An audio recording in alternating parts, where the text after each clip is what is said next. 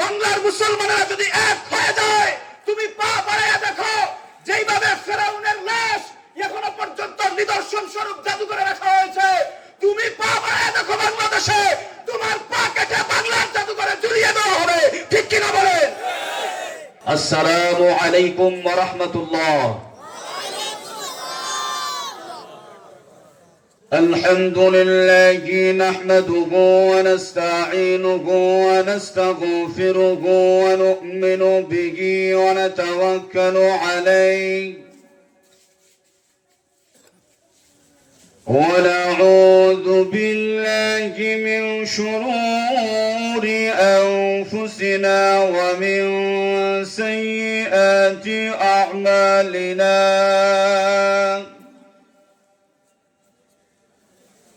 من يهده الله فلا مضل له ومن يضلله فلا هادي له ونشهد أن سيدنا وسندنا ونبينا وشفيعنا وحبيبنا وحبيب ربنا وطبيبنا وطبيب قلوبنا وأرواحنا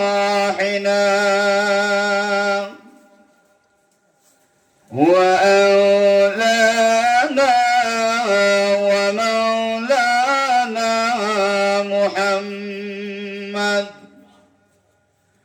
محمدا عبده ورسوله الذي أرسل إلى الناس كافة بشيرا ونذيرا وداعيا إلى الله بإذنه وسراجا منيرا. أما بعد فقد قال الله تبارك وتعالى في كلامه المجيد والفرقانه الحميد: أعوذ بالله من الشيطان الرجيم. بسم الله الرحمن الرحيم.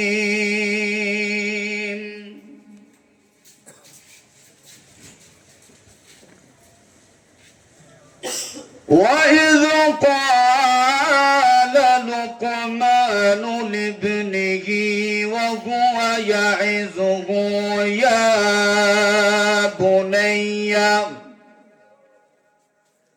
يا بني لا تشرك بالله إن الشرك لظلم عظيم.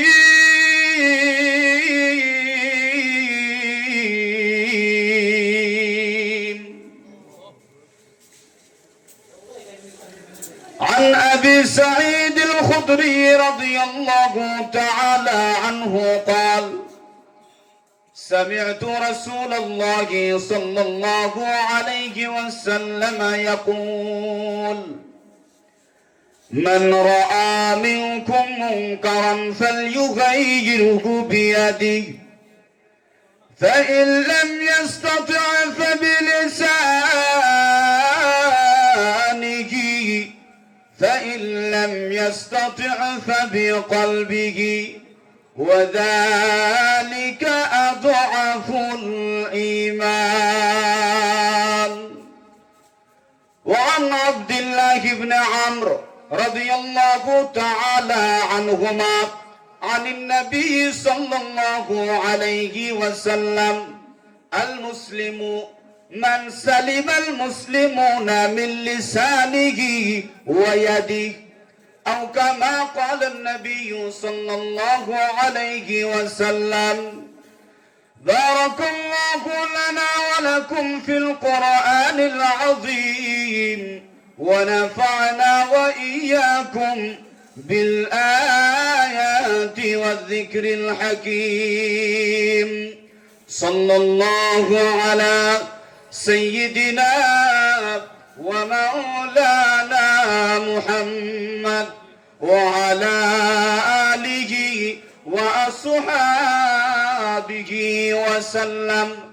صلى الله على سيدنا ومولانا محمد وعلى آله وأصحابه وسلم. तेरे सिवा मअबूद हकीकी कोई नहीं है, कोई नहीं।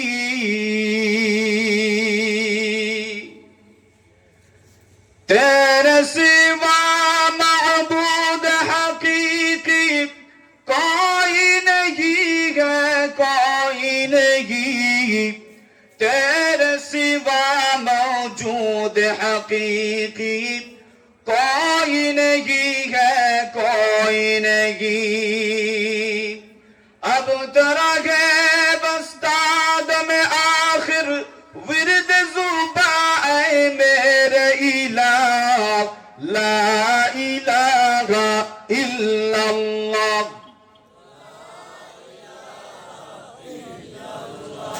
ला इलाहा इल्लल्लाह। जुड़े ला इलाहा इल्लल्लाह, ला इलाहा इल्लल्लाह।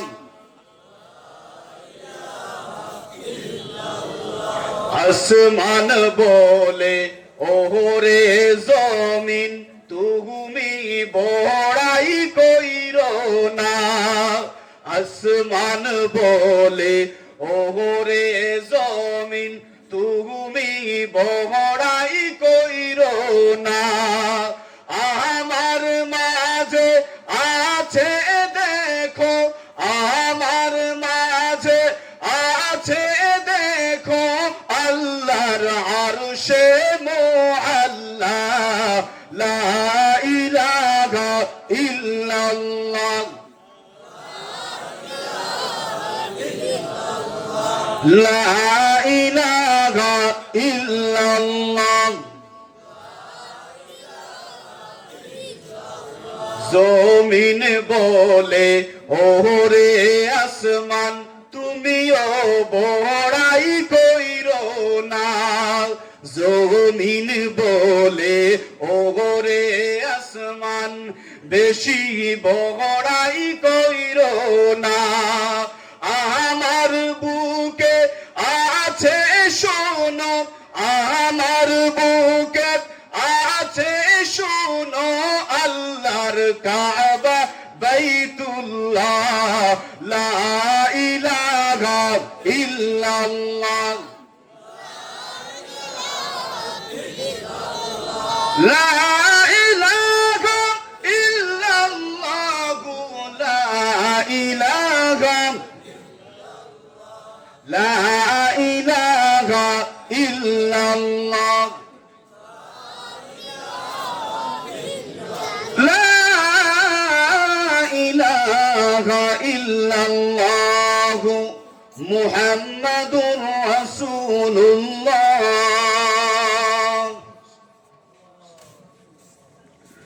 চণ্ডীনগর বড়গোল দারুল কোরআন কওমি মাদ্রাসার আজকের এই 24তম বার্ষিক ওয়াজ মাহফিলের চলমান অধিবেশনের মুহতারাম সদরে ইজলাস, উপস্থিত ওলামায়ে কেরাম, মুরব্বিয়ান ইজাম, যুবক ভাইরা, পর্দার অন্তরাল থেকে আমার মতো ক্ষুদ্র মানুষের কথাগুলো শোনারত অবস্থায় অত্যন্ত শ্রদ্ধেয় আমার মা ও বোনেরা, আউয়ালান বারেগাহে ইলাহিতে অসংখ্য অগণিত শুকর আর সুজুদ আদায় করে নিচ্ছি, যিনি অত্যন্ত মহব্বত করে আমাদেরকে সকলকে এমন একটা মাহফিলে শিরকত করার তৌফিক দান করেছেন, যেই মাহফিলে শিরকত করনেওয়ালা, যেই মাহফিলে সময় দেনেওয়ালাদের সম্পর্কে রাসূল আকরাম সাল্লাল্লাহু আলাইহি ওয়াসাল্লাম ইরশাদ করেন, নাযালাত আলাইহিমুস সাকিনা।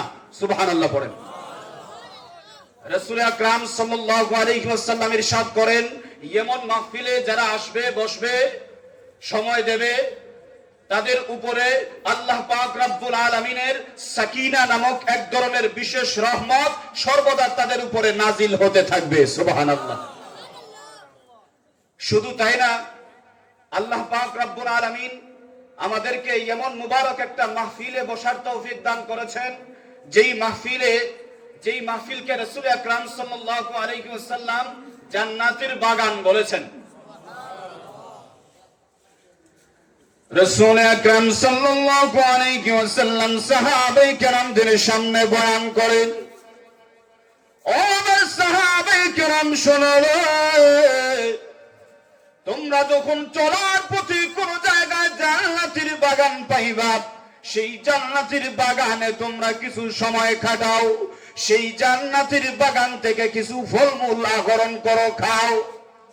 সাহাবায়ে কেরাম রাদিয়াল্লাহু তাআলা আনহুম আজমাইন ডাক দিয়া বলেন, ইয়া রাসূলুল্লাহ, ইয়া হাবিবাল্লাহ, ও নবীজি, জান্নাত পাওয়ার জন্য আমরা কতই না কষ্ট করি, জান্নাত পাওয়ার জন্য আমরা শীতের মৌসুমে রাত্রি বেলা তাহাজ্জুদের নামাজ আদায় করার জন্য উঠে যাই, ঠান্ডা পানি দিয়া ওযু করে তাহাজ্জুদের নামাজ আদায় করি, ফজরের নামাজ আদায় করি, একমাত্র আল্লাহর তৈরি জান্নাত পাওয়ার জন্য। কিন্তু আপনি বলেন চলার পথে নাকি জান্নাত পাওয়া যায়, এই জান্নাত পাওয়ার জন্য আমরা কত কষ্ট করি, আমরা আমাদের সম্পদকে কতই না মহব্বত করি, নিজের পকেট থেকে টাকা 12,000 কিটা কেউ চায় না, ঠিক নেই? আর একটু জোরে বলেন, সম্পদ কমে যাক এটা কেউ চায়নি, চায় না। রাসূল আকরাম সাল্লাল্লাহু আলাইহি ওয়াসাল্লাম কি সাহাবায়ে কেরাম রাদিয়াল্লাহু তাআলা আনহুম আজমাইন বলেন, আমাদের সম্পদ চলে যাক আমরা তা চাই না, এর সত্ত্বেও আমরা এই যে বড়গুল দারুল কোরআন কওমি মাদ্রাসায় আইসা টাকা পয়সা দান করি, আমাদের মহব্বতের টাকা মাদ্রাসায় দান কইরা দেই, মসজিদগুলোতে দান কইরা দেই, গরিবদেরকে দান কইরা দেই, একমাত্র আল্লাহর তৈরি জান্নাত পাওয়ার জন্য। অবনবীজি, আপনি তো বলেন চলার পথে নাকি জান্নাত পাওয়া যায়, এর তাৎপর্য কি, হাকিকত কি? হাদিসের মুহাওয়ারা তরজমা বলতেছি যাতে আপনারা ভালো করে বুঝেন। রাসূল আকরাম সাল্লাল্লাহু আলাইহি ওয়াসাল্লাম ডাক দিয়া বলেন, সাহাবীরা, ও আমার সাহাবীরা শোনো, চলার পথে যদি কোন জায়গায় তোমরা এমন মাহফিল পাও, যে মাহফিলের মধ্যে কোরআনের আলোচনা হয়, যে মাহফিলের মধ্যে হাদিসের আলোচনা হয়, যে মাহফিলের মধ্যে নবীজির প্রতি দুরূদ পড়া হয়, যে মাহফিলে আমি আল্লাহর জিকির করা হয়, এক কথায় জিকরুল্লাহর মাহফিল তোমরা যেথায় পাইবা, সেই জায়গায় তোমরা বসে যাও, মনে করবা জান্নাতের বাগানে বসে আছো। সুবহানাল্লাহর আওয়াজ কিন্তু চাহিদা মতো হয় না, আর একটু জোরে সুরে বলি সুবহানাল্লাহ। সুবহানাল্লাহর আওয়াজ যে আমরা দিতে পারছি এখানে আসার কারণে, ঠিক কি না? যদি এখানে আমরা না আসতাম তাইলে কি এই সুবহানাল্লাহর আওয়াজটা আমরা দিতে পারতাম? এই মাহফিলে আসার কারণে আমি যে কথা বলতেছি, এই জন্য আপনারা সুবহানাল্লাহ বলার সুযোগ পাইছেন। এমনিতে তো আমরা সুবহানাল্লাহর আমলটা করতে মন চায় না, কিন্তু এই সুবহানাল্লাহর কত দাম, এই সুবহানাল্লাহর কত দাম। এক আল্লাহর ওলি আরেকজন আল্লাহর ওলির কবরের পাশ দিয়া যান, আল্লাহর ওলিদের কাশফ হয়, এমন কিছু জিনিস আছে যেটা আমরা সাধারণ মানুষ কান দিয়া শুনি না, আল্লাহর ওলিদের কানের মধ্যে আল্লাহ সেইগুলা শোনায়া দেন। আল্লাহ পাক রব্বুল আলামিন ওই জিন্দা আল্লাহর ওলির কানের মধ্যে বাসায়া দিবেন, কবরের ভিতরের ওই আল্লাহর ওলির কবর থেকে কুরআনুল কারীমের তেলাওয়াতের আওয়াজ শোনা যায়। যেই মাত্র কুরআনুল কারীমের তেলাওয়াতের আওয়াজ শুনেছেন, জিন্দা আল্লাহর ওলি জিন্দা আল্লাহর ওলি ওই কবরের পাশে যাইয়া ইস্তেখারা শুরু করেছেন। ইস্তেখারা করে ওই কবরের ভিতরের আল্লাহর ওলির সাথে কথাবার্তা শুরু করে দিয়েছেন। আল্লাহর ওলি গো, কবরের ভিতরে যাওয়ার পরে তো কেউ আমল করতে পারে না, আমলের দরজা বন্ধ হয়ে যায়। আপনি কেমন করে কবরের ভিতরে কোরআনুল কারীমের তেলাওয়াত করেন?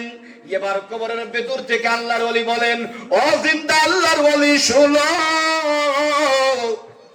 আমি দুনিয়ার জমিনে যখন ছিলাম কোরআনের সাথে আমি সম্পর্ক রেখেছি, বেশি বেশি কোরআনুল কারীমের তেলাওয়াত করেছি, কোরআনের খেদমত করেছি, যার কারণে আমি যখন দুনিয়ার জমিন থেকে কবরে চলে আসলাম, আমার আল্লাহর কাছে আমি দরখাস্ত করেছি, ফরিয়াদ করেছি, রাব্বুল আলামিন দুনিয়ার জমিনে আমি কোরআনের সাথে সম্পৃক্ত ছিলাম, কোরআনুল কারীমের তেলাওয়াত বেশি বেশি করেছি, মাওলা গো, ও মাওলা, আমি মারা যাওয়ার পরে কবরে চলে এসেছি, কিন্তু আমাকে দয়া করে আমার কোরআন থেকে আলাদা কইরো না। কবরের ভিতরে ওই আল্লাহর ওলি বলেন, ও দুনিয়ার জমিনে থাকা আল্লাহর ওলি শোনো, আমার আল্লাহ তখন আমার দোয়া কবুল করে নিয়া আজকে 500 বছর হয়ে গেছে, আমার আল্লাহ আমাকে কবরের ভিতরে কোরআনুল কারীমের তিলাওয়াত করার সুযোগ করে দিয়েছেন। আজকে 500 বছর হয়ে গেছে, কবরের ভিতরে আমি কোরআনুল কারীমের তেলাওয়াত করি। যে মাত্র বলেছেন, সঙ্গে সঙ্গে ওই উপরের আল্লাহর ওলি বলে ফেলেছেন সুবহানাল্লাহ। কবরের উপরের জিন্দা আল্লাহর ওলি যে মাত্র সুবহানাল্লাহ বলেছেন, আশ্চর্য হইয়া কবরের ভিতরের আল্লাহর ওলি ডাক দিয়া বলেন, ও ভাই আল্লাহর ওলি, তুমি যে একবার সুবহানাল্লাহ পড়েছো, ওই সুবহানাল্লাহর আওয়াজের যে সওয়াব হয়েছে, ওই সওয়াবটা আমারে দিয়া দাও, আর আমি 500 বছর কবরের ভিতরে কোরআনুল কারীমের তেলাওয়াত কইরা যে সওয়াব পাইছি, এই সওয়াবটা তুমি নিয়ে নাও। আর আস্তে কোন এবার কবরের উপরে ওই জিন্দা আল্লাহর ওলি বলেন, কেন 500 বছর ধরে কোরআনুল কারীমের তেলাওয়াত করছেন, তাছাড়া কবরের ভিতরে অন্য কোনো বদ আমল করেন নাই, শুধুমাত্র কোরআনুল কারীমের তেলাওয়াত চালিয়ে গেছেন, এত খাঁটি আমলের সওয়াব আপনি আমারে দিয়া দেবেন, আর আমার মাত্র একটা সুবহানাল্লাহর সওয়াব আপনি নিয়ে নেবেন, কারণটা কি? কবরের ভিতরে আল্লাহর ওলি ডাক দিয়া বলেন, ও জিন্দা আল্লাহর ওলি শুনো, আমি 500 বছর ধরে কবরের ভিতরে কোরআনুল কারীমের তেলাওয়াত কইরা যেই পরিমাণ সওয়াব কামাইছি, এখন তুমি যে একবার সুবহানাল্লাহ বলেছো, মহান আল্লাহ তোমাকে আমার এই সওয়াবের চাইতে অনেক অনেক গুণ বেশি সওয়াব দিয়া দিছে। এই সুবহানাল্লাহ বলার দাম আছে না নাই? জোরে সুরে সুবহানাল্লাহ, আলহামদুলিল্লাহ, আল্লাহু আকবার, নারায়ে তাকবীর দরকার হইলে নারায়ে তাকবীর দিতে পারবেন তো ইনশাআল্লাহ?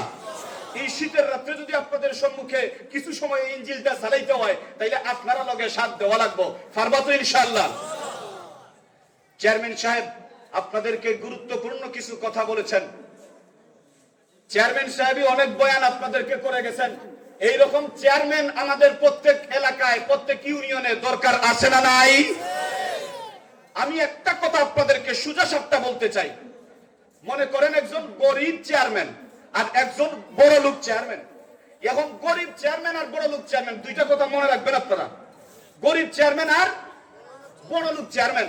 এখন একজন মুরব্বী সাহেব এই ইউনিয়নের, মনে করেন ওই রাস্তার পারে যাওয়ার সময় হঠাৎ করে মাথা ঘুরে পড়ে গেছেন, এখন গরিব চেয়ারম্যান মনে করেন এই দিক দিয়ে যাইতেছেন, হঠাৎ করে যেই মাত্র দেখছেন উনি পড়ে গেছেন, সঙ্গে সঙ্গে উনি নিজে দৌড়ে গেছেন, যাইয়া উনাকে ধইরা তারপরে কিচ্ছু খুঁজা পান না, যে কোনো ভাবে হোক ডাক দিয়া পাশে একটা মনে করেন অটো রিক্সা পাইছে, এই অটো রিক্সায় উঠাইয়া দিয়া ওনাকে হসপিটালে পাঠাইয়া দিচ্ছেন।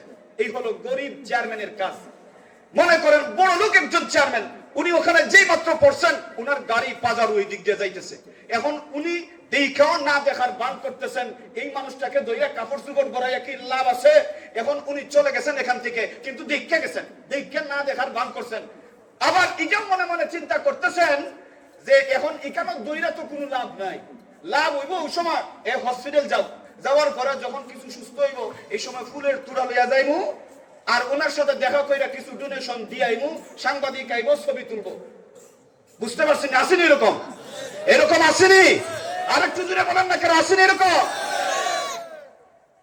এখন আপনি বলেন ওই ধনী চেয়ারম্যান ভালো না গরিব চেয়ারম্যান ভালো?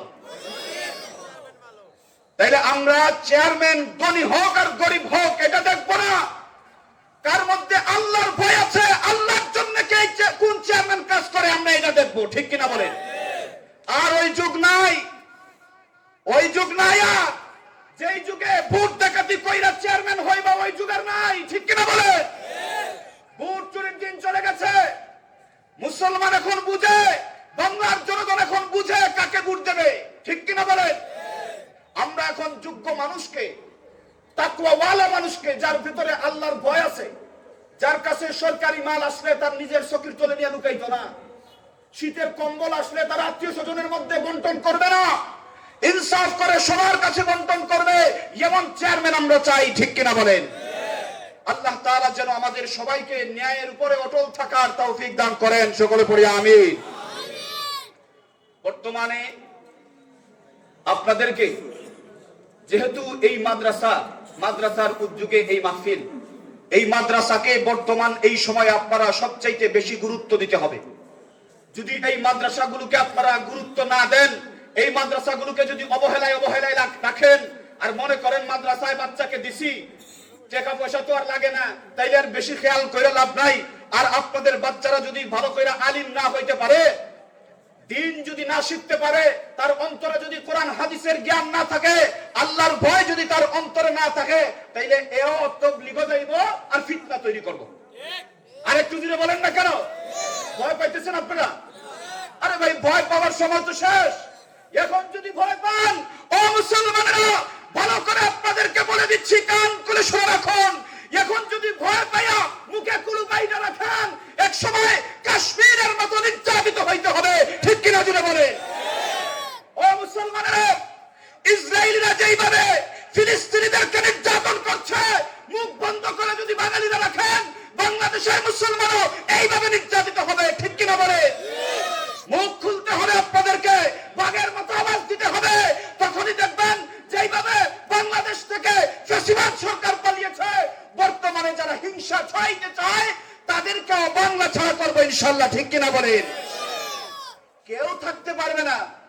বাংলার জমিনে ফিতনা তৈরি করতে চাও, তোমাদেরকে তোমাদের ঠিকানা দেখাইয়া দেওয়া হবে, ঠিক কিনা বলেন? দিল্লি থেকে বসে বসে যদি কেউ গুটি আটাইতে চায়, বিভিন্ন নামে যদি বাংলার জমিনে ফিতনা বাঁধাইয়া দেওয়ার চেষ্টা করে, রিকশাওয়ালার বেশে যদি কাউকে পাঠায়, আনসারের বেশে যদি কাউকে পাঠায়, তাবলীগের বেশে যদি কাউকে পাঠায়, মুসলমানেরা চিনে চিনে ঠ্যাং ভেঙে ভারত পাঠাবে, ঠিক কিনা বলে? শুধুমাত্র আপনারা মাথায় আমার মতো টুপি আর ফাগড়ি দীক্ষা, পাঞ্জাবি দীক্ষা বিশ্বাস করে বসবেন না। ভালো করে যাচাই বাছাই করতে হবে, তার ভিতরে সঠিক দিন আছে কিনা, সঠিক ইলম আছে কিনা, এটা ভালো করে যাচাই বাছাই করতে হবে। উলামায়ে কেরামদের সাথে থাকতে হবে। আজকে আমরা একেবারে আশ্চর্য হয়ে যাই, প্রায় 90% 95% উলামায়ে কেরাম যেই তাবলীগকে সাপোর্ট করতেছে, সেই তাবলীগের দিকে আপনারা না যাইয়া কিছু মানুষেরা মাত্র 5% নামদারি আলিমদের যেই তাবলীগ হয়েছে সেটাই গিয়ে যোগ দেয়। আর তারা আজকে কি করতেছে? আমার ভাইদের রক্ত ঝরাইতেছে। এই যে 18 তারিখে রক্ত ঝরাইছে, আমরা কিন্তু 18 তারিখের কথাই শুধু না, 2018-র কথা আমরা ভুলি নাই, ঠিক কিনা বলে? 2018-তেও টঙ্গীর ময়দানে আমাদের ভাইদের রক্ত ঝরেছে। এখন 2018 না, 2018-তে মুখ বন্ধ ছিল, পারি নাই, কারণ তোমাদের দাদা বাবুরা ছিল, তোমাদের মামা খালুরা ছিল, তোমাদের মামা খালুদেরকে আমরা তাদের ঠিকানা দেখিয়ে দিয়েছি। বেশি বাড়াবাড়ি করবে না, তোমাদেরকেও আমরা তোমাদের ঠিকানা দেখিয়ে দেবো, ঠিক কিনা বলে? বাড়াবাড়ি করবে না। আমরা সাপ্পা চত্বরের কথা ভুলে যাই নাই। সাপ্পা চত্বরে আমাদের কষ্ট হয়, আমাদের কলিজায় রক্তক্ষরণ হয়। সাপ্পা চত্বরে উলামায়ে কেরাম, মুসলমান জনসাধারণ যখন তাহাজ্জুদরত ছিল, নফল নামাজরত ছিল, কোরআনের তেলাওয়াতরত ছিল, এই মুসলমানদের উপরে তোমরা আঘাত করেছিলে, আক্রমণ করে রক্ত ঝরিয়েছিলে। ঠিক তেমনি ভাবে 18 তারিখের রাতে রক্ত ঝরানো হয়েছে, একই পদ্ধতিতে রক্ত ঝরানো হয়েছে। মুসলমান স্পষ্ট ভাষায় জানিয়ে দিতে চায়, মানুষ বুঝে গেছে তোমরা কার দালাল। কথা বলেন না কেন? মানুষ বুঝে গেছে শাপলা চত্বরে যেইভাবে আক্রমণ করেছিল, তোমরা সেইভাবে 18 তারিখে আক্রমণ করেছো। শাপলা চত্বরের বিচার বাংলার জমিনে হবে, তোমাদের বিচার বাংলার জমিনে হবে ইনশাআল্লাহ, ঠিক কিনা বলেন? এই মুয়াজ বিন নূরকে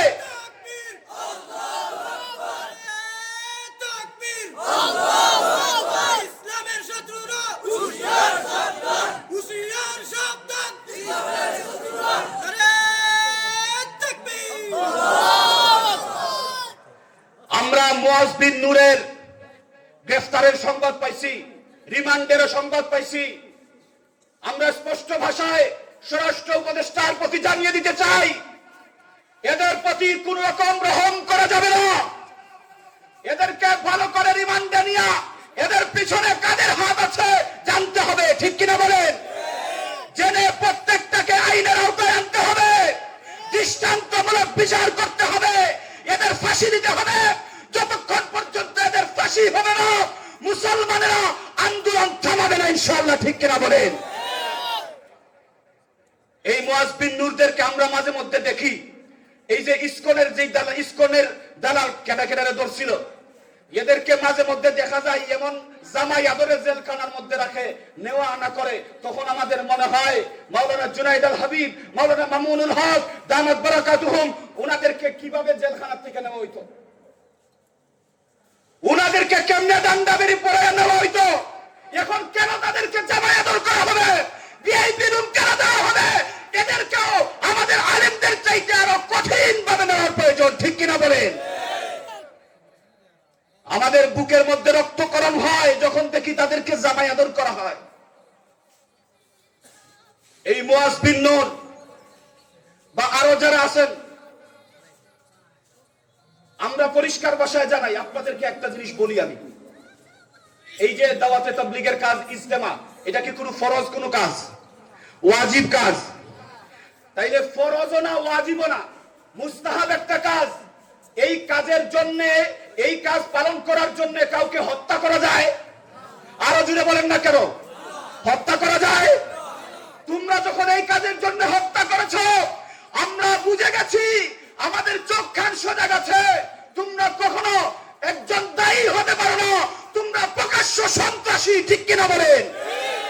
তোমরা সন্ত্রাসী, আর এই সন্ত্রাসীদের জায়গা বাংলার জমিনে হতে পারে না। এদের স্থান হয়তো কারাগার, নয়তো ওই পার, ঠিক কিনা বলেন? ভালো করে বুঝে রাখবেন, আমরা মুসলমানেরা শান্ত থাকতে পারি, কিন্তু মুসলমানদের যদি রক্ত ঝরে, এই রক্তের কারণে মুসলমানদের বিজয়ও আসে, ঠিক কিনা বলেন? এই জন্য মুসলমানেরা ভালো করে এখন খেয়াল রাখতে হবে, বিভিন্ন ভাবে আমাদেরকে বিতর্কিত কইরা আমাদের দেশটাকে অশান্ত বানায় দেওয়ার চেষ্টা একদল মানুষ করতেছে। আমাদেরকে সজাগ থাকতে হবে, তাদের বিছানু জালে পা দেওয়া চলবে না। ভালো করে বুঝে শুনে থাকতে হবে। আর যদি আপনারা এটা ভালো করে বুঝতে চান, উলামায়ে কেরামদের ইতাআত করতে হবে, উলামায়ে কেরামদের পরামর্শে চলতে হবে। আর এই উলামায়ে কেরাম গঠন হয় এই সকল মাদ্রাসায়, ঠিক না ঠিক? এত সময় মেহনত করলাম, আর আপনারা এই কথা যদি বুঝেন না, বুঝতে পারছেন? তাইলে এই মাদ্রাসাগুলো যদি আপনারা জিন্দা রাখেন, তাহলে উলামায়ে কেরাম এই মাদ্রাসাগুলো থেকে হক্কানি উলামায়ে কেরাম তৈরি হবেন। উনাদের কাছ থেকে আপনারা সিরাতে মুস্তাকিমের দিশা পাবেন। আপনারা যদি সঠিক পথে থাকেন, খোদার কসম করে বলি, কেন আমাদেরকে পরাজিত করতে পারবে? যতই আমাদেরকে হুমকি দেওয়া হোক, ওই পার থেকে সংবাদ সম্মেলন করতেছে, বাদ দেন। আমি গতদিন দেখছি সংবাদ সম্মেলন করে এই এতাতিদের কারা, এই যে সাদিয়ানি গ্রুপ, তাদেরকে সংবাদ সম্মেলন করতে দেওয়া হয়। এই সন্ত্রাসীদেরকে কেন সংবাদ সম্মেলনে আসতে দেওয়া হবে? এরা কোন অধিকারে এখানে আসবে? এরা তো জেলের ভিতরে থাকার কথা।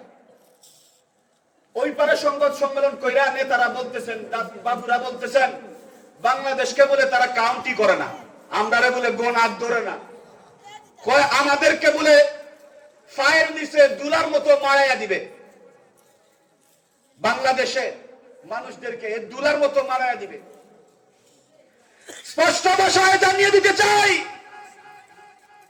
বাংলাদেশের মানুষ তোমাদের মতো নয়, স্বার্থবাদী নয়। বাংলার মুসলমানেরা যদি এক হয়ে যায়, তুমি পা বাড়াইয়া দেখো, যেইভাবে ফেরাউনের লাশ এখনো পর্যন্ত নিদর্শন স্বরূপ জাদু করে রাখা হয়েছে, তুমি পা বাড়াইয়া দেখো, বাংলাদেশে তোমার পা কেটে বাংলার জাদু করে জড়িয়ে দেওয়া হবে। ঠিক কিনা বলেন? পা বাড়াইয়া দেখো। মমতা ব্যানার্জি ওখানে বৈশা বৈশা গুটি চালাইতেছেন, বলতেছেন বাংলাদেশে শান্তিরক্ষী পাঠান, বাংলাদেশ দখল করার পায়তারা করো। শকুনের চক্ষু বাংলাদেশের দিকে ফেলবো, চোখ উপড়ে ফেলা হবে। ঠিক কিনা বলেন? বাংলাদেশে হাত দাও, তোমার হাত কেটে ফেলা হবে।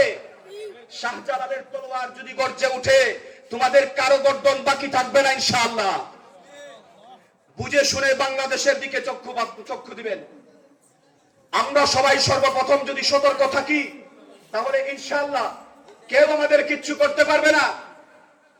যেইভাবে সিরিয়ার বিজয় এসেছে, সিরিয়ার বিজয় যেইভাবে এসেছে, ভারতে যদি বেশি বাড়াবাড়ি করেন, স্পষ্ট ভাষায় জানিয়ে দিতে চাই, মুসলমান শাহজালালের তলোয়ার হাতে নেবে আর কালেমার ঝান্ডা হাতে নেবে। দিল্লির লাল কেল্লায় কালেমার নিশান উড়িয়েই ছাড়বে ইনশাআল্লাহ। ঠিক কিনা বলে? মুসলমান এমন জাতি, যাদের রক্ত যদি ঝরে যায়, তাদের ইমানের স্পিড আরো বেড়ে যায়। এই জন্যে সতর্কতার সাথে এগুতে হবে। তারা কি কি ষড়যন্ত্র করতেছে এটা বুঝতে হবে।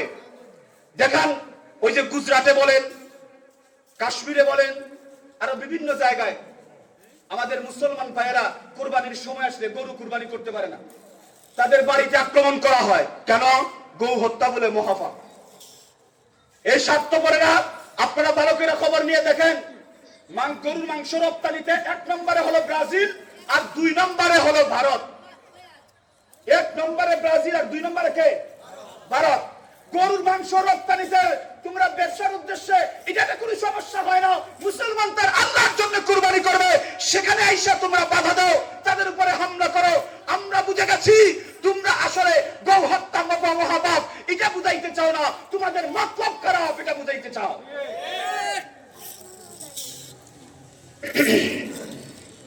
মুসলমান ভালো করে বুঝতে হবে, বুঝে শুনে এগোতে হবে।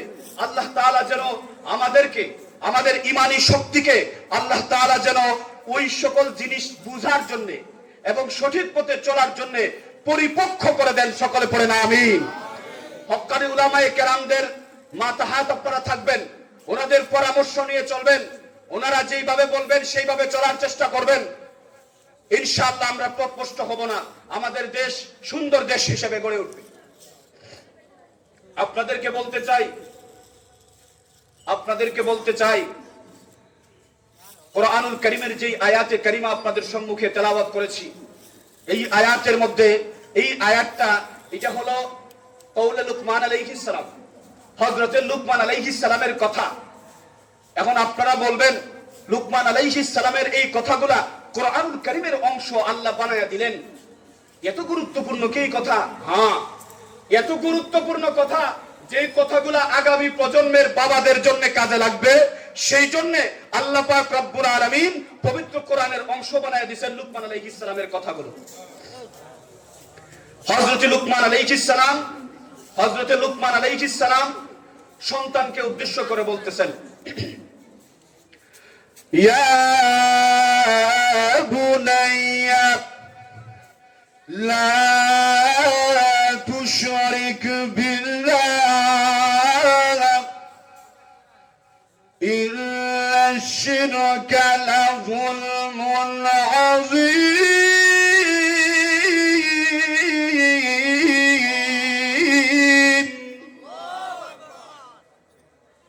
আল্লাহর নবী হযরত লুকমান আলাইহিস সালাম, কেউ কেউ বলছেন নবী, কেউ বলছেন নবী না, হযরত লুকমান আলাইহিস সালাম সন্তানকে উদ্দেশ্য করে নসিহত করেন।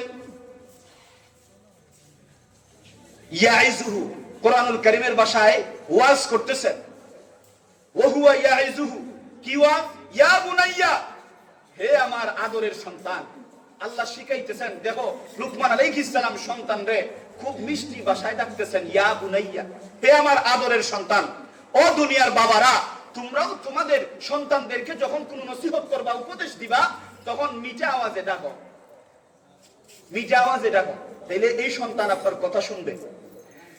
হযরত লুকমান আলাইহিস সালাম ডাকতেছেন ইয়া বুনাইয়া, পরে কিতার আদেশ করেন, কিতার নসিহত করেন, দেখেন বলতেছেন, লা তুশরিক বিল্লাহ, আল্লাহর সাথে কাউকে শরীক করবা না, অর্থাৎ শিরিক কইরো না। সন্তানকে বলতেছেন শিরিক কইরো না। কেন? ইন্নাশ শিরকা লাযুলমুন আযীম,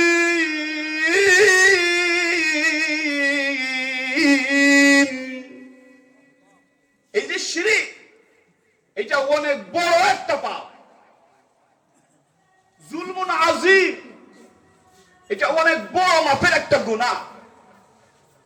এই জন্য এই শিরিকটা কইরো না। কিন্তু এখন শিরিকের ছড়াছড়ি আমরার মাঝে আছে না নাই? আরে ভাই, আমরা হয়তো অনেকে জানি না, এই যে ওয়াজের বাজারে যাব, বাজারে যাওয়ার পরে ওয়াজের বাজারে যে কত মূর্তি বিক্রি হয়, আমরা খালি মূর্তি পূজারীদের বিরুদ্ধে, খালি শিরিকের বিরুদ্ধে ওয়াজি করি, আর শিরিককে আমরা খারাপ পাই। কিন্তু যাওয়ার সময় আমার বেটির লেগা, পিচ্চি বাচ্চার লেগা মূর্তি লইয়া যাই গরম, আমরা গরনিয়া মূর্তি রাখি। এই যে শিরকের খফিগুলা, এগুলো আমরা চোখে দেখি না। আমরা কত শিরিক করি। এখন তো অনেক শিরিক আছে। মাজারের দিকে আপনারা যান, যাই দেখেন কত ধরনের বন্ধ ফির আছে, যারা কন্ট্যাক্ট নেয় আপনার বউর বাচ্চা দিব, আপনার বউর বাচ্চা দিব, এটা কন্ট্যাক্ট নেয়, কিন্তু বাচ্চা দেওয়ার মালিককে আল্লাহ বলেন, ওয়ালিল্লাহি মুলকুস সামাওয়াতি ওয়াল আরদ ইয়াখলুকু মা ইয়াশা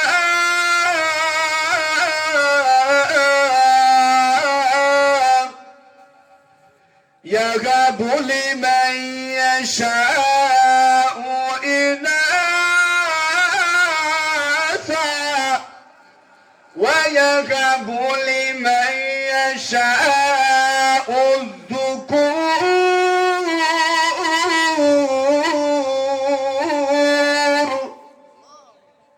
আল্লাহ পাক রব্বুল আলামিন বলেন, আসমান এবং জমিনের মালিক হলেন আল্লাহ। আসমান এবং জমিনের মালিক কে? আরো জুড়ে আল্লাহর নাম নেন, জুড়ে বলেন আল্লাহ। আসমান জমিনের মালিক হলেন আল্লাহ। আল্লাহ বলেন, ইয়াহাবু লিমান ইয়াশাউ ইনাসা, আমি আল্লাহ যাকে ইচ্ছা কন্যা সন্তান দান করি, ওয়া ইয়াহাবু লিমান ইয়াশাউ যুকুর, আর যাকে ইচ্ছা আমি আল্লাহ পুত্র সন্তান দান করি। তাইলে সন্তান দেওয়ার নেওয়ার মালিক কে? আর একটু জুড়ে বলেন না কে? কিছু বন্ধ আছে যারা কয় আমার কাছে আয়, বকরি একটা দে, নাইলে লাল মুরগা একটা দে, তোর বাচ্চা হইব। এটা কি সঠিক মানার ফির না বন্ড ফির? আরো জুড়ে বলেন কি জাত ফির? এইরকম পীরদের কাছে যাওয়া যাবে? যদি দেখেন এই সকল পীরেরা আপনাদের এই দিকে কোন জায়গায় আসর বসাইতেছে, খমর ভাঙা লাগি প্রস্তুত আছেন তো ইনশাআল্লাহ? বন্ডবীরদের থেকে বেঁচে থাকবেন। আল্লাহ পাক রব্বুল আলামিন বলতেছেন, আমি আল্লাহ সন্তান দেওয়ার মালিক, পুত্র সন্তানও আমি দেই, কন্যা সন্তানও আমি দেই। এখন যেই পীরেরা বলবে আমি দেই, আমরা এদের কাছে যাব না। শিরিক থেকে বেঁচে থাকতে হবে সর্বপ্রথম, কারণ এই শিরিকের কারণে আপনার ঈমান ঠিক থাকে না। সর্বপ্রথম ঈমানের খেয়াল করতে হবে। আমাদের ঈমানটাকে যদি স্বচ্ছ রাখতে হয়, শিরকের জলি খফি উভয়টার থেকে আমাদেরকে বাঁচতে হবে। অনেক সময় আমাদেরকে বিভিন্ন জায়গায় দেখেন, মনে করেন দুই ভাইয়ের মধ্যে পুরনো বন্ধুত্ব ছিল, দেখা হইছে, দেখা হওয়ার পরে কয় দোস্ত তুমি তো এখন খুব সুখী সুখী লাগে, কেমনে চলো? কয় না পুরো একটা বিদেশের লেগে চলি, আর নাইলে কয় বাস একটা কিনছি এটার কারণে চলি। মনে মনে আপনার কিন্তু এটা না যে আল্লাহ আপনারা চালায় না, এটা মনে নাই, কিন্তু তারপরেও বাহ্যিক আপনি একরকম শিরিক করতেছেন। আপনাকে এইটার থেকেও বাঁচতে হবে, আপনাকে বলতে হবে আমার আল্লাহ আমাকে চালাইতেছেন। এটা তো মাধ্যম, এটা তো একটা ওসিলা, এই গাড়ি আপনার একটা ওসিলা। ও ভাই, আপনার সন্তান মনে করেন ব্যাংকে চাকরি করে, আর ব্যাংকের বিজনেস কথা আর হই না, ব্যাংকে যেমন চাকরি করে অনেক টাকা ইনকাম করে, আল্লাহ তাআলা মানুষের জান কায়দা নিতে 1 সেকেন্ডও লাগে না। আপনি খুব রমরমা চলতেছেন, আপনার ফ্যামিলি খুব ভালো চলতেছে, হঠাৎ করে আপনার ছেলে মারা গেছে, শেষ। তাইলে এই রিজিক কোন জায়গা থেকে আসে? রিজিক কোন জায়গা থেকে আসে? আল্লাহর কাছ থেকে আসে। সবকিছু চাইতে হবে কার কাছে? তাইলে সন্তান চাইতে হবে কার কাছে? আপনার ঈমান যদি আপনি সঠিকভাবে জায়গায় রাখেন, তাইলে আপনার সকল কাজে বরকত হয়ে যাবে, আপনার সব কাজ কার্যকর হবে। মূল হলো ঈমান, আর এই ঈমান যদি ঠিক না থাকে কোনো কাজই আপনাদেরকে কাজ দেবে না। আপনি নামাজ পড়বেন, নামাজে কাজে আসবে না, কারণ আপনার নামাজ তাকওয়াওয়ালা নামাজ হবে না, ঈমানওয়ালা নামাজ হবে না। আপনারা অনেকেই শুধু বলেন হুজুর নামাজ তো পড়ি, কিন্তু নামাজ পড়লে যে কাম হয়, এই আমরা তো কোরআনুল কারীমের কথা শুনলাম, ইন্নাস সালাতা তানহা আনিল ফাহশাই ওয়াল মুনকার। নামাজ যদি পড়ো, এই নামাজ তোমাকে ফাহশা এবং মুনকার কাজ থেকে বিরত রাখবে। তাইলে হুজুর ফাহশা মুনকার এই দুই ধরনের কাজ, মুফাসসিরিনে কেরামগণ বলেন দুনিয়ার যত খারাপ কাজ আছে সব এই দুই প্রকারের ভিতরে ঢুকে গেছে। এখন সব গুনার কাজ থেকে যদি নামাজ মানুষদেরকে বাঁচায়, তাইলে সুরে ইমাম সাহেবের সাথে ঠিকই নামাজ পড়ে যাওয়ার সময় মসজিদের বারিন্দা থেকে জুতা নিয়ে যায়, এরকম নামাজ পড়ে টুপি মাথার দিছে, নামাজ পড়ছে, নামাজ পড়ে তারপরে জুতা লইয়া জায়গা কেন? এ কিন্তু নামাজের লেগে আসে নাই, আসছে টুপি মাথার দিয়া, আসছে পাঞ্জাবি মাথার দিও, আসছে তাসবিহ হাতে নিয়া, কিন্তু মূল তার ভিতরে জুতা চুরি। ঠিক না বে ঠিক? তাইলে আপনি সর্বপ্রথম আপনার ভিতরকে ঠিক করতে হবে, অন্তরকে ঠিক করতে হবে, আর এই ঈমানটা থাকে অন্তরে। আপনার ঈমান যদি ঠিক থাকে, আপনি যদি এটা মনে করেন যে আমার আল্লাহ সব জায়গায় আছেন, আমাকে দেখতেছেন, আমার আল্লাহর সাথে আল্লাহর সামনে আমি একসময় হিসাব দিতে হবে, এই ভয় যদি অন্তরে চলে আসেন, আপনার ঈমান হয়ে যাবে পক্ত। আর আপনার ঈমান যদি সঠিকভাবে অন্তরে থাকে, আল্লাহর ভয় অন্তরে থাকে, আপনি কোনো গুনার কাজ করতে পারবেনই না। এই যে মনে করেন আপনি চেয়ারম্যান হয়েছেন, মেম্বার হয়েছেন, আপনি যদি এখন হার ফরি কইরা কোনো জিনিস বার্তা চাই, অথবা যদি গম চাউল নিজে মাইরা দিতে চাই, তাইলে এই সময় কিন্তু আপনার মনের মধ্যে ধাক্কা আসবে, আহারে আমি আর কয়দিন দুনিয়ার জমিনে থাকবো, কিয়ামতের কঠিন ময়দানে আল্লাহ আমারে দাঁড় করে জিজ্ঞাসা করবেন, তোমার মাধ্যমে জনগণ পাইতেছিল, কিন্তু তুমি মাঝখান থেকে কাট করে দিছো, এখন দুনিয়ার জমিনে আমি ওদেরকে তোমার এইটা দিয়া দেব, আর তোমারে কাট করে জাহান্নামে ঢুকাইয়া দেব। ঠিক কিনা বলেন? এটা যখন তার অন্তরে চলে আসবে চেয়ারম্যান মেম্বারের, তখন দেখবেন আর চুরি চুট্টামি করতো না। ঠিক না বে ঠিক? এই জন্য সকল কাজে ঈমানটারে মজবুত রাখতে হবে। আপনাকে শয়তানে ধোঁকা দিতে চাইবে, আপনি যখন নামাজে এসে দাঁড়াইবেন, আপনার অন্তরে অনেক জিনিস এনে দিব, কিতারে তুই তো এই বন্ধ থেকে খান হইয়া কুদালি কেন রেখে যে নামাজ হইয়া খারাপ হইছ, তোর কুদালি কেন খেয়ে নিব কি যাস নাই কেন? শয়তান এর দিছে কুমন্ত্রণা, আর ওজনটা ইয়া কুমন্ত্রণা দে, ব্যবসায়ী দোকান বন্ধ হইয়া যাচ্ছে নামাজও, এখন গিয়া হয় কিতারে একটু আগে যে 7 আপ বেচিসলে, এখন তোর 7 আপ যে বেচার সময় ফ্রিজের দরজা খুলছো, দিতে লাগাইছো নি, এখন সারা ফ্রিজের সবটা নষ্ট হয়ে যায়। এখন এ নামাজ ভাইয়া খালি চিন্তা করে লাগাইলাম না লাগাইলাম না, এ খালি কুদালোর চিন্তা করে গিয়া ফাইমুন না পাইতাম না, এই চিন্তা করে। একেবারে আইসা আবার এরকম মনে করেন দেয়, হয় তোর বউ তো যে বাটফারের বাটফার, তুই যে নামাজ এর রাখতে আইছো, খার করনি গিয়া কিতা ফেস লাগাই, এখন চিন্তা করে এর তো রাখতে আইছি, আল্লাহ জানে কোন খাম লাগায়। এই যে শয়তানের চক্রান্ত গুলো দেয়, আপনার অন্তরে যদি সঠিক মানার ঈমান থাকে, আল্লাহর ভয় যদি আপনার অন্তরে থাকে, তাহলে শয়তানকে মুখ বরাবর জবাব দিয়ে দেবেন, এই আমার আল্লাহ আমাকে আমার জান দিয়েছেন, এর চাইতে বড় তো আমার ক্ষুধা না। আমার আল্লাহ আমাকে হুকুম করেছেন আমি নামাজ পড়বো, আমি আল্লাহর ডাকে সাড়া দেওয়ার জন্য চলে এসেছি, আমি আল্লাহর কাজ করব, আমার ক্ষুধার হেফাজত আমার আল্লাহ করবে, ঠিক কিনা বলেন? এটা যখন তার অন্তরে চলে আসবে আর অন্য কোন দিকে মন যাবে। যখন বান্দার অন্তরে এটা চলে আসবে আমি আমার আল্লাহর ডাকে আল্লাহর সাথে কথা বলার জন্য আমি এখানে চলে এসেছি, দোকানের ফ্রিজ কেন আমার জীবনও যদি চলে যায় নামাজ ছাড়বো না, তাইলে আর দোকানের ফ্রিজের কথা চিন্তা করব, তার বউর কথা চিন্তা করব? করতো না। সর্বপ্রথম অন্তরে আপনার ঈমানটা ঢুকাইয়া দিতে হবে, ঈমানকে মজবুত করতে হবে, এবং আপনার অন্তরে যদি ঈমান মজবুত হয়ে যায় আল্লাহর ভয় অটোমেটিকলি চলে আসবে। আর এই তাকওয়ার সাথে আপনি যেই আমল করবেন আপনার সেই আমলই কাজে দেবে। এই জন্য আমাদের ঈমান আমল ঠিক করতে হবে, ঈমান আমল ঠিক করতে হবে। আমাদেরকে মাদ্রাসায় বাচ্চাদেরকে যদি দেন তাহলে এরকম শিখবে। আমি যে আপনাদেরকে আয়াতের মাধ্যমে বললাম, লুকমান আলাইহিস সালাম সন্তানকে সর্বপ্রথমই বলছেন লা তুশরিক বিল্লাহ, আল্লাহর সাথে শরীক কইরো না। এটা যদি সন্তান ভালো করে বুঝি নেয় আর ঈমান তারে ঠিক করে নেয়, তার ভিতরে আল্লাহর ভয় চলে আসবে। আল্লাহর ভয় যদি চলে আসবে, দুনিয়ার জমিনে যখন চেয়ারম্যান হবে তখন ফুল বানানির কন্ট্রাক্ট যখন আসবে তখন সে রোডের বদলে বাঁশ দিত না, ঠিক নেই? আর যদি তার ভিতরে ঈমানের লেশ পরিমাণও না থাকে তাহলে এইরকম দান্দাবাজি করবো। এই জন্য আমাদের সন্তানদেরকে সামনের আমাদের দেশটাকে যদি একটা সুন্দর দেশ হিসাবে গঠন করতে হয় সন্তানদেরকে এমন ভালো ভালো উপদেশ দেন। ও যুবক ভাইয়েরা, ও যুবক ভাইয়েরা, সামনে আপনাদের জিন্দেগি রয়েছে, এই জন্য আপনারা ভালো করে বুঝে রাখেন। আপনাদের সন্তানদেরকে এমন ভাবে আপনারা গড়ে তোলেন, এমন ভাবে গড়ে তোলেন যাতে এই সন্তানেরা সোনার সন্তান হয়, এই সন্তানেরা সুসন্তান হয়। আর এই সন্তানদেরকে যদি আপনারা সুসন্তান হিসাবে গঠন করেন, আমাদের মতো এখন বর্তমানে আর মাইক দাঙ্গা কইরা দেশ সুন্দর করার প্রয়োজন পড়তো না। এমনিতেই আপনাদের দেশ সুন্দর থাকবে যদি আপনার সন্তানদেরকে এরকম লুকমান আলাইহিস সালামের মতো আপনারা নসিহত করেন। ভালো করে নসিহত কইরা যদি ঈমানটাকে ঠিক করে নেন, লা তুশরিক বিল্লাহ, আল্লাহর সাথে কাউকে শরীক কইরো না, মানে ঈমানটাকে যদি ঠিক করে নেয় তাহলে আপনাদের সন্তানেরা সুসন্তান হয়ে যাবে।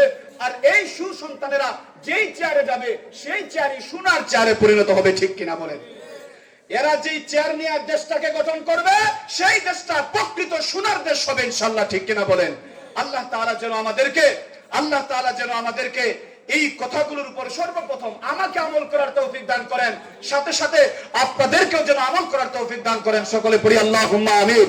এমনিতেই অনেক দেরি হয়েছে, অসুস্থ শরীর, তারপরেও চলে আসছি। আমাদেরকে কেউ দেখে অসুস্থ মনে করে না, কারণ মারতে মারতে অভ্যাস হয়ে গেছে। চোখে চাইলে কেউ বুঝে না যে এরা ঘুমাবে, এটা একটা অভ্যস্ততা তৈরি হয়ে গেছে। গলা প্রতিদিন এই যে আপনারা দোয়া করেন, এই যে আপনাদের একটা আশা আমাদের উপরে থাকে, এই জন্যই আল্লাহ তাআলা হয়তো আমাদেরকে চালাইয়া দেন। আল্লাহ তাআলা যেন আমাদের উপরে এরকম রহমত বহাল রাখেন। সকলের কাছে দোয়া চাই, সকলে পড়ি আল্লাহুম্মা আমিন। আল্লাহ তাআলা যেন আমাদের সকলকে সব সময় সুস্থ রাখেন আর ভালো করে দ্বীনটাকে বুঝার জন্য তৌফিক দান করেন। সকলে পড়ি আমিন। সুবহানা রাব্বিকা রাব্বিল ইজ্জাতি আম্মা ইয়াসিফুন ওয়া সালামুন আলাল মুরসালিন ওয়াল হামদুলিল্লাহি রাব্বিল আলামিন। আসসালামু আলাইকুম ওয়া রাহমাতুল্লাহ।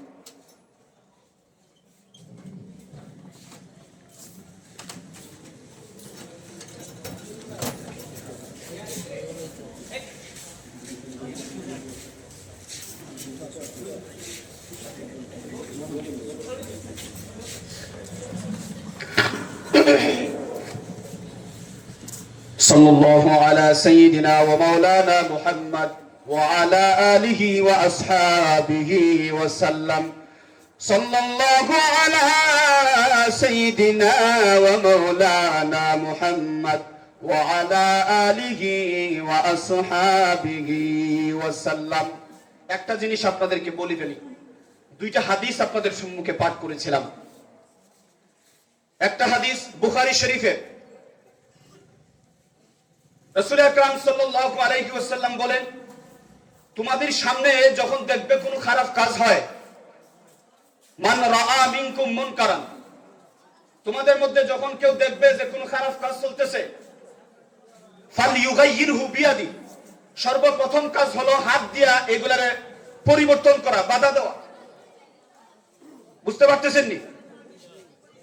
ফাইল্লাম ইয়াস্তাতি, যদি এটাতে তোমাদের সামর্থ্য না হয় ফাবি লিসানিহি, কমপক্ষে জুবান দিয়ে প্রতিবাদ করেন।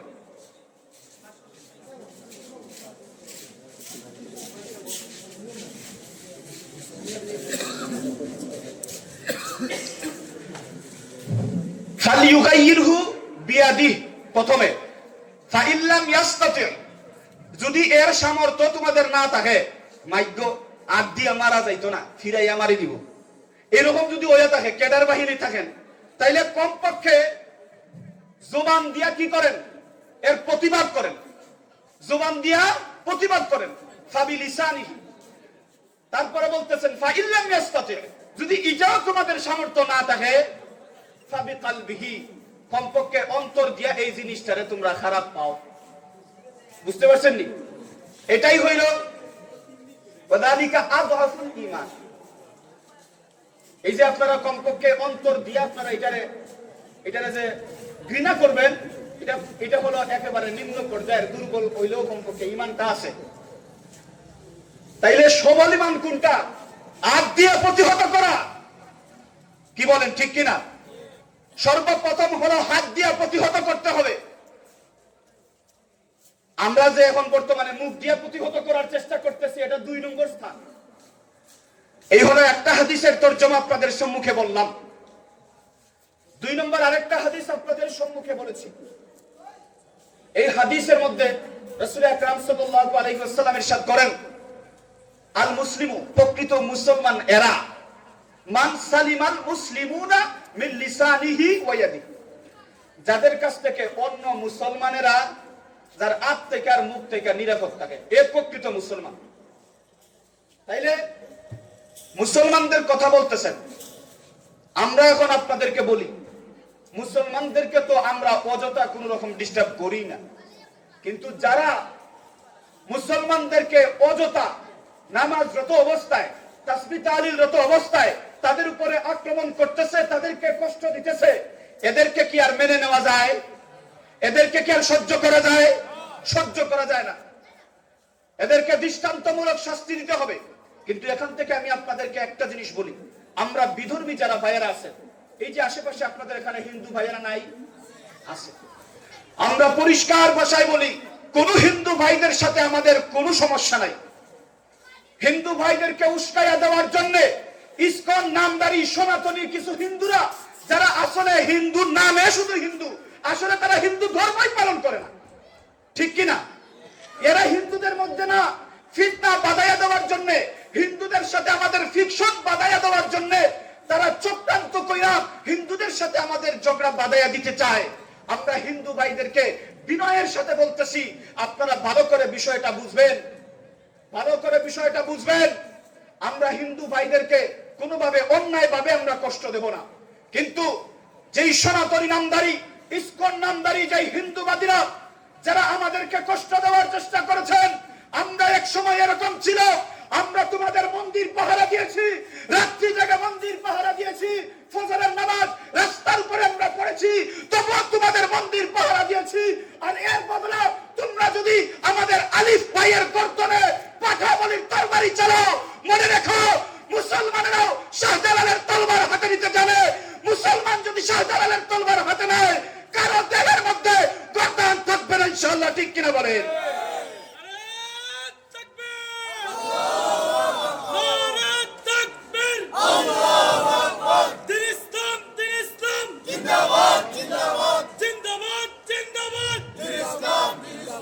এই যে ইসকন যারা আছে, নাম দেয় শুধুমাত্র হিন্দু, কিন্তু আসলে এরা হলো ইহুদির দালাল, ঠিক না? ঠিক। এরা ইহুদির দালাল, এদের জন্ম হয়েছে আমেরিকা থেকে। এরা এখন বর্তমানে এই আমেরিকার চেলামি করতেছে। এরা চাইতেছে মুসলমান এবং হিন্দুদের মধ্যে একটা ফিকশন বাঁধাইয়া দিয়া ভারত আর বাংলাদেশের মধ্যে যুদ্ধ লাগাই দেয়। আর ভারত আর বাংলাদেশের মধ্যে যদি যুদ্ধ লাগাই দেয়, তাইলে মনে হয় বাংলাদেশের মুসলমান পরাজিত হয়ে যাবে, আর মোদী সরকার মনে হয় বাংলাদেশ দখল করবে। দুঃস্বপ্ন দেখা বন্ধ করে দাও, ঠিক কিনা বলেন? এটা তোমাদের দুঃস্বপ্ন। জনাব মোদী সরকারকে আমরা বলতেছি, হয়তোবা আপনাদের অস্ত্র শস্ত্র বেশি হতে পারে, জনসংখ্যায় আপনারা বেশি হতে পারেন, আপনাদের সেনাবাহিনী বেশি হতে পারে, পারমাণবিক শক্তি আপনাদের বেশি হতে পারে, কিন্তু মুসলমানের এগুলো দেখার কোনো টাইমই নাই, ঠিক কিনা বলে? কারণ আমরা মুসলমান, ঠিক কিনা বলে? মুসলমানেরা অস্ত্রের দিকে তাকাইয়া যুদ্ধ করে না, কারণ মুসলমানদের ইতিহাস আছে।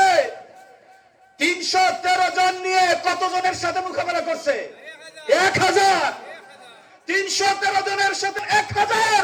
এই মুসলমান যদি গরম হয়ে যায়, চেতনায় ফিরে আসে, তোমাদের জায়গা হবে ভারতের ওই পার, ঠিক কিনা বলেন? আল্লাহ তাআলা যেন আমাদেরকে বুঝার তৌফিক দান করেন। সকলে পড়েন আমিন। মেহমান চলে আসছেন। আল্লাহ তাআলা যেন এই কথাগুলোর উপরে আমাকে আপনাকে সবাইকে আমল করার তৌফিক দান করেন। আমিন। সুবহান রাব্বিকা রাব্বিল ইজ্জাতি আম্মা ইয়াসিফুন ওয়া সালামুন আলাল মুরসালিন ওয়ালহামদুলিল্লাহি রাব্বিল আলামিন। ওয়াসসালামু আলাইকুম ওয়া রাহমাতুল্লাহ।